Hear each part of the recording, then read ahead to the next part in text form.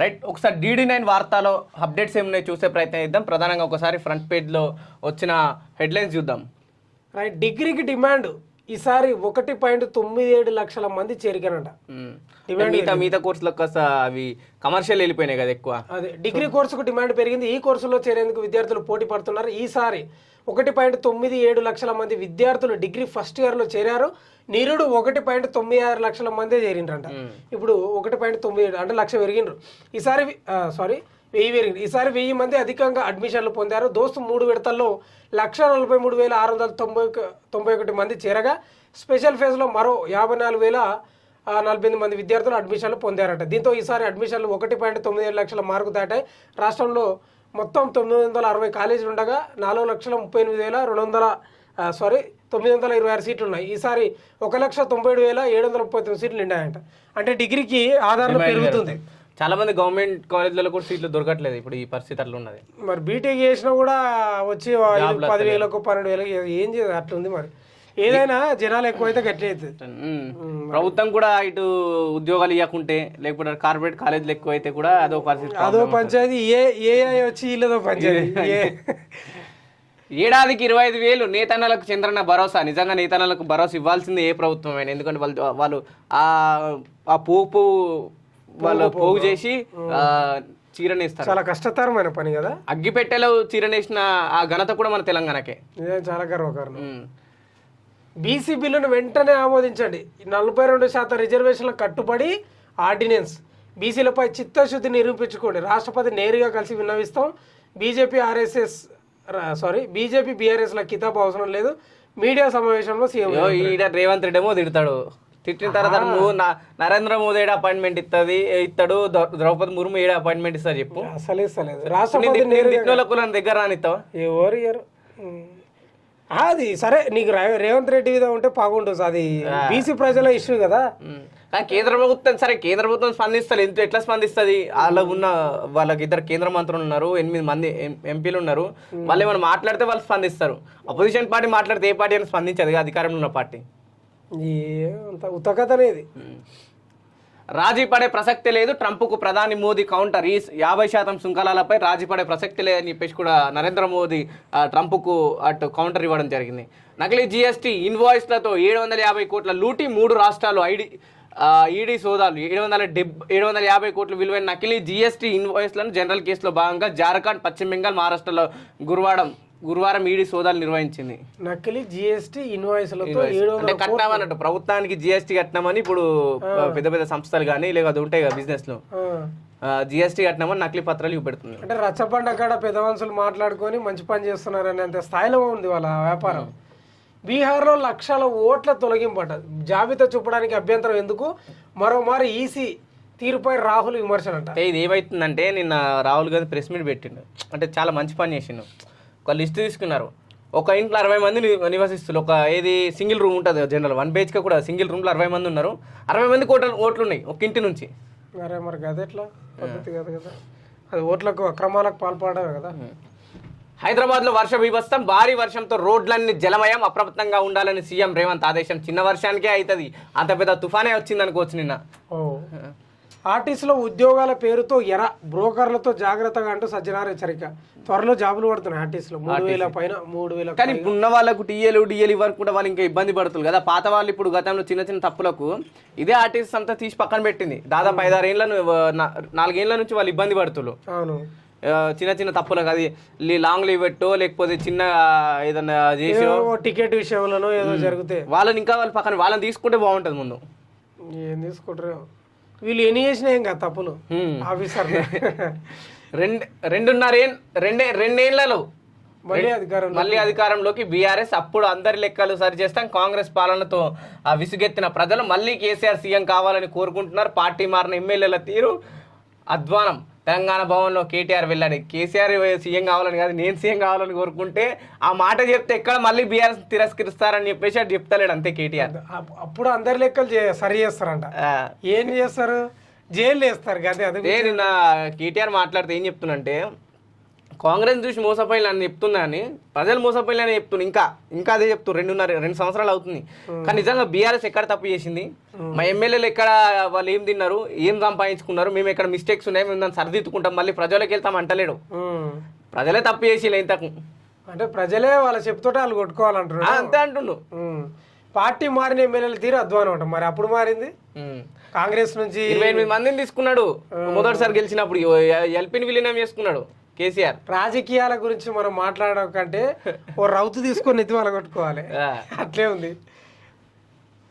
ఉపరాష్ట్రపతి అభ్యర్థి ఎంపిక, ఎన్డీఏ పక్షాల భేటీలో చర్చ, నిర్ణయం మోడీ నడ్డాలకు అప్పగిందా. చూడాలి, ఉపరాష్ట్రపతి ఖచ్చితంగా బీజేపీ అధిష్టానం తీసుకున్న వాళ్ళు ఉపరాష్ట్రపతి అవుతారు. దాని ఓటింగ్ ఇంకోటి సమస్య లేదు. అది అయితే వాళ్ళే అవుతారు 100%. కానీ ఎవరిని నిలబెట్టబోతుందో అదే ఆశ్చర్యం. అదే నిలబెట్టిన వాళ్ళు ఖచ్చితంగా అవుతారు. అది ప్రశ్నార్థకం. చేనేత కార్మికులకు అండగా ప్రభుత్వం. చేనేత ఉపాధి మాత్రమే కాదు, వారసత్వ కళనట. పీపుల్స్ ప్లాజాలో చేనేత వస్త్ర ప్రదర్శనను ప్రారంభించిన తుమ్మలనట. ప్రారంభించుడే కాదు, నిధులు అవి కేటాయించాలి కదా. రాజీ పడే ప్రసక్తే లేదంట. అదే మోడీ ట్రంప్కు సంబంధించిన వార్త. అది ఫామ్ హౌస్ లో ఉండడమే ఓ జైలు అంట. కేసీఆర్ అరెస్ట్ పై రేవంత్ వ్యాఖ్య. కేసీఆర్ అరెస్ట్ అవుతలేడుగా, కన్ఫర్మ్ అయిపోయింది. రేవంత్ రెడ్డి ఎట్లా అయిపోయింది, ఒక్కో స్టేజ్ దాటుకుంటూ వస్తున్నానట్టు, ఒక్కో సందర్భంలో ఒక్కో మాట చెప్తాడు. అదొకటి. అక్కడ చంద్రబాబు నాయుడు అరెస్ట్ చేస్తే తుడిచిపెట్టుకుపోయింది కదా పార్టీ.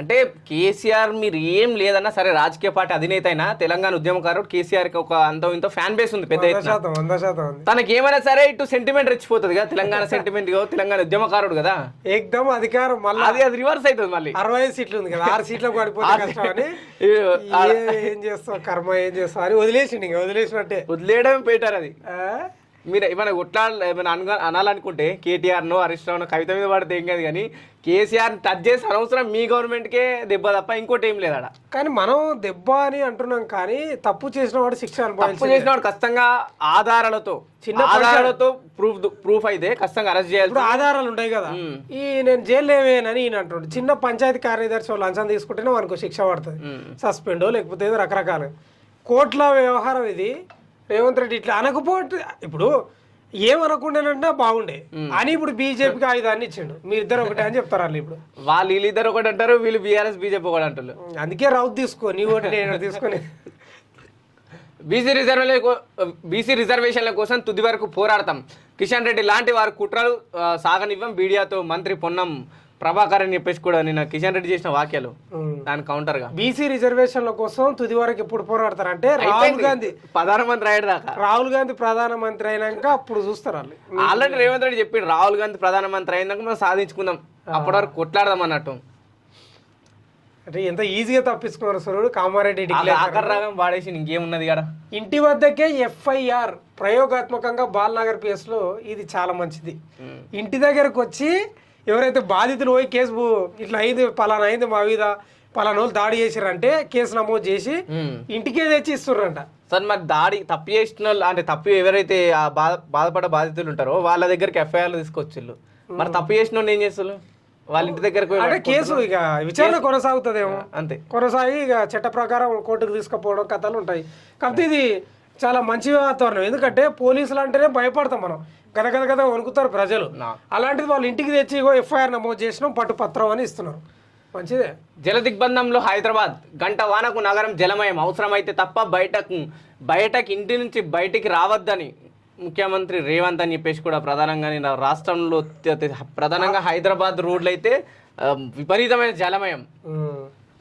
ఎక్కడికక్కడ ఇగో కార్లు కథలు, ఆ గచ్చిపోలి ఫ్లైఓవర్ మీద ట్రాఫిక్ తోని ప్రధాన సమస్య హైదరాబాద్ లో వర్షానికి. ఆ ట్రాఫిక్ లో చిక్కుకుంటే ఏమైతే తెలుసా, వాడు ఆఫీస్ బండి అక్కడనే నా దగ్గర స్టాండ్ వేసి ఇంక ఓదం పా అన్నట్టు అనిపిస్తుంది. అంత ఘోరం ఉంటుంది అది.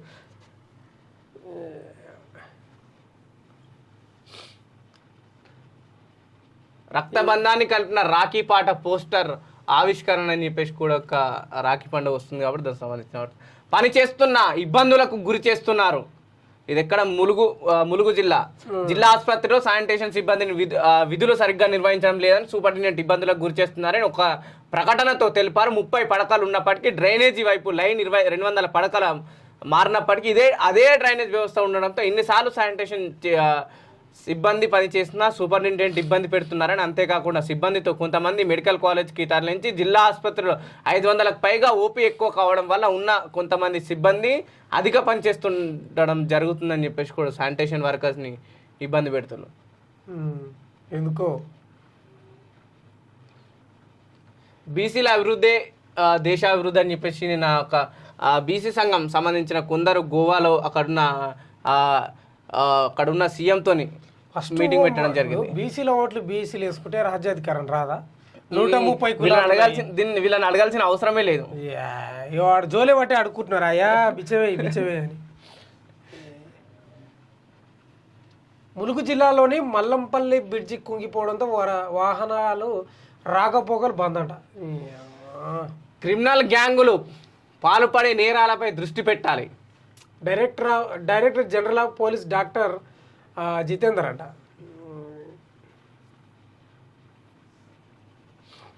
ఏమున్నాయి కన్స్ట్రక్షన్స్ తప్పుడు పత్రాలతో అనుమతులు ఇచ్చి అప్పటి అధికారులపై చర్యలు తీసుకోవాలి. Revenue, HMDA, irrigation, Kompally municipal కమిషనర్కు ఫిర్యాదు అని చెప్పేసి కూడా ఈ కన్స్ట్రక్షన్ విషయంలో ఒక కంప్లైంట్ కూడా ఇవ్వడం జరిగింది. అక్కడ అది వినతి పత్రం మొత్తం కూడా చదవారు, తీసి అవతారేస్తారు.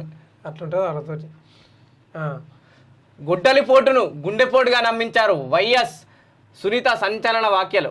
ఈ నడుస్తుంది ఇప్పుడు, ఎలక్షన్ ముందు నుంచే నడుస్తుంది. బాబాయ్ నెవర్ ఎంపీలు, ఈమెనేమో గుడ్డల పోటు అంటున్నారు. అధికారం పోవడానికి కూడా ఇది ఒక కారణం కదా. ఈయనపై ఆరోపణలు ఉన్నాయి. వైసీపీకి బిగ్ షాక్, ఎంపీ అవినాష్ రెడ్డిపై మరో కేసు. వీళ్ళు 34,000 జైల్లో ఉంటే చూడాలని ఉంది ఈ రాజకీయ నాయకులు. కానీ ఉండరు, బెయిల్ మీద వస్తారు, మళ్ళీ అది అటే పోతుంది కేసు. ఇప్పుడున్న రాజకీయ నాయకుల మీద పక్కేదో ఒక కేసు ఉంటది. అది జైల్లో ఉండాలి, నోటిఫికేషన్ ఏది ఉండదు. మనలాంటి వాళ్ళు సామాన్యులు చేస్తే 10 ఏళ్ళు, 15 ఏళ్ళు, 20 ఏళ్ళు. ఒక బీహార్లో చిన్న ఇష్యూ జరిగింది.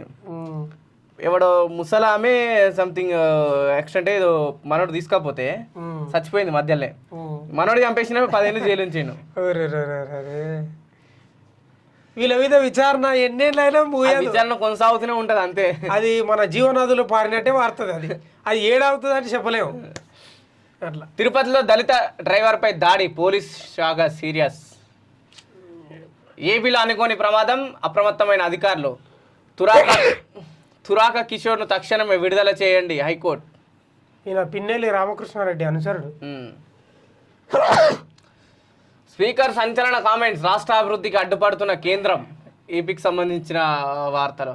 బ్రిటిష్ కాలం నాటి స్లో హార్ట్స్ స్థానంలో Telangana style peak caps. Right. ఇదేంది చివరిగా ఇదేంది ఫడ్నవీస్ షిండే మధ్య విభేదాలు. ఒకే పదవికి 2 ఇది కొనేళ్ళు. ఇలా 5 ఏళ్ళు కొనసాగరు. ఆల్రెడీ గతంలో చూసాం కదా షిండే రాజకీయం. అది షిండే గోడలు దూకేటోడు, లైన్లు దూకేటోడు. ఒక్కడు కాదు, పార్టీ సగం పార్టీ తీసుకపోతాడు. కాబట్టి నమ్మలేము ఇట్లా. డేంజర్ మార్క్ ను దాటిన యమునా నది ప్రవాహం, ఆందోళనలో ఢిల్లీ వాసులు. ఉపరాష్ట్రపతి ఎన్నికకు విడుదలైన నోటిఫికేషన్, నామినేషన్లు ప్రారంభం. మట్టి దిబ్బల దారాలి గ్రామం. ఇది మనం అక్కడ బురద తుఫాన్, అదే దారాలి ఉత్తరాఖండ్లో. ఈ ఆధార్ అభివృద్ధిపై దృష్టి పెట్టిన కేంద్ర ప్రభుత్వం. త్వరలో ట్రంప్ పునీత్ భేటీ. ఉక్రెయిన్ యుద్ధానికి ముగింపు సాధ్యమా?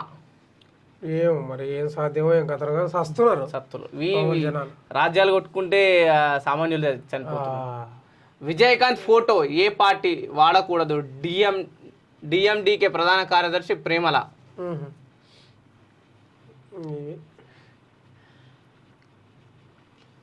ఇదేంటి బీఆర్ఎస్ నేతల సంచలన కామెంట్స్. రేవంత్ రెడ్డి ఆంధ్ర కోవట్ అంట. కాంగ్రెస్ నాయకుడిని వాటర్ బాటిల్తో కొట్ట ఎమ్మెల్యే కోవాలక్ష్మి. ఇది ఏమైందంటే గతంలో మనకు రేఖా నాయక్ ఉండే కదా, వాళ్ళ భర్త శ్యామ్ నాయక్, ఇద్దరు ఒకటే పార్టీ. ఇప్పుడు శ్యామ్ నాయక్ ఏమన్నాడు, గతంలో మీ పార్టీ రేషన్ కార్డు ఇవ్వలేదు రాళ్ళు, ఇప్పుడు మీరేమి ఇస్తున్నాని కోవాలక్ష్మి. కోవాలక్ష్మి ఫ్రస్ట్రేట్ అయిపోయి బాటిల్తో ఇస్తుంది. కాదు, ఆ బాటిల్లో ప్లేస్ లో రాళ్ళు ఉంటే ఉంటాయి కదా పేపర్లో గాలికి పోకుండా, అవి తీసుకొని కూడా వేస్తాయి. స్నానం కోల్పోయింది ఆమె మేడం గారు. బీఆర్ఎస్ నేతల సంచలన కామెంట్స్. రేవంత్ రెడ్డి ఆంధ్ర కోవట్ అండి. ఏపీకి నీళ్లు ఇచ్చేందుకు బనకచంద్రకు ఓకే చెప్పారు. కాళేశ్వరంపై సమగ్ర సమాచారం ప్రజలకు తెలిపారు. ఘోష్ కమిషన్ ఇచ్చిన నివేదిక ఏకపక్షం. మాజీ ఎమ్మెల్యేలు వినయ్ భాస్కర్, పెద్ది సుదర్శన్ రెడ్డి, నరేంద్ర అంట. చంద్రబాబు కోవట్ అంట. నిజమేనా? ఇక వీళ్ళకి వెళ్ళాలా, రేవంత్ రెడ్డికి వెళ్ళాలా. 2 ఏళ్ళ కాంగ్రెస్ పాలన ప్రజలను కష్టాల పాలు చేసింది హరీష్ రావు. బీఆర్ఎస్ అది చెప్తూనే ఉంటది, ఇటు నడుస్తూనే ఉంటది. ప్రజలకు వేసిందా వీళ్ళకి వేసింది? వీళ్ళకి చేసింది. బీఆర్ఎస్ పార్టీకి ప్రధానంగా ఇది చేసింది ఫస్ట్ ప్లేస్ లో, తర్వాత ప్రజలు అనుభవిస్తారు. ఎందుకంటే వాళ్ళు ఇచ్చిన హామీలు గ్యారెంటీ లెక్కలు కూడా అందుతలేవు కాబట్టి. గువ్వల రాజీనామా స్పందించిన బీఆర్ఎస్. ఏది ఇంకా కేటీఆర్ అన్నాడు, ఎవడో వాడోడు ఈడోడు అంటున్నాడు పార్టీ బీజేపీలో కలుపుతారని. అసాధ్యం అది. తెలంగాణ గడ్డ ఉన్నంత వరకు పార్టీ ఉంటది, ఇంకా 50-60 ఏళ్ళు ఉంటది నిజంగా. ఎందుకంటే ప్రస్తుతం అయితే అంత దిగజారిన స్థితిలో బీఆర్ఎస్ పార్టీ లేదు. సంక్షోభంలో ఉన్నది అనుకోవచ్చు, కానీ మరీ అంత పార్టీ విలీనం చేసే స్థితిలో అయితే బీఆర్ఎస్ పార్టీ లేదు. అది తప్పుడు వార్త. పొత్తు పెట్టుకోవచ్చు, అది పెద్ద విషయం కాదు, అందరు పెట్టుకుంటారు. చంద్రబాబు 40 ఏళ్ళ రాజకీయం ఉన్న వ్యక్తే బీజేపీ జనసేనతో పెట్టుకున్న పొత్తు తప్పేమున్నా? వీళ్ళకి సైనికులు లేరా? సిపిఐ సిపిఎం ఆఖరికి వస్తే బీఆర్ఎస్ తో కూడా పెట్టుకున్న పొత్తు. టీడీపీని వివేదించి బయటకు వచ్చిన కేసీఆర్ పార్టీ పెట్టిండు, అదే పార్టీతో మళ్ళీ చంద్రబాబు పొత్తు పెట్టుకున్నాడు. అవును కథలు. సృష్టి కేసులో మరో మలుపు, డాక్టర్ నమ్రత బ్యాంక్ అకౌంట్లు సీజ్. కోట్లు ఉన్నాయట దగ్గర, కోట్లు ఉన్నాయట. అయితే ఈ పిల్లలు ఎట్లయితుందంటే, మనం యూటర్న్ సినిమా సమంత సినిమా ఇస్తాం కదా, అద్దె గర్భం, వాళ్ళని ఒక రూమ్ లో ఉంచి, ఎవరు ఇప్పుడు అనాథల అల్లీలు ఉంటారు కదా, ఆ రూమ్ లో ఉంచి వాళ్ళకి పౌష్టికాహారం ఇచ్చి బిడ్డను పెంచడం. ఈ బిడ్డను ఎవరి దగ్గర పెరిగింది చెప్పారు, పుట్టగానే పక్క రాష్ట్రాలకు ఎక్స్పోర్ట్ చేసి మీ బిడ్డ అన్నట్టు వాళ్ళు అమ్ముతారు. ముద్దాడంటారని అమ్ముతారు. సృష్టి నీవు ఏమనలేవు నేను. టీవీ ప్రధానంగా ఉన్న వార్తలు హైలైట్స్ చూస్తూనే ఉండండి. DD9 వార్త.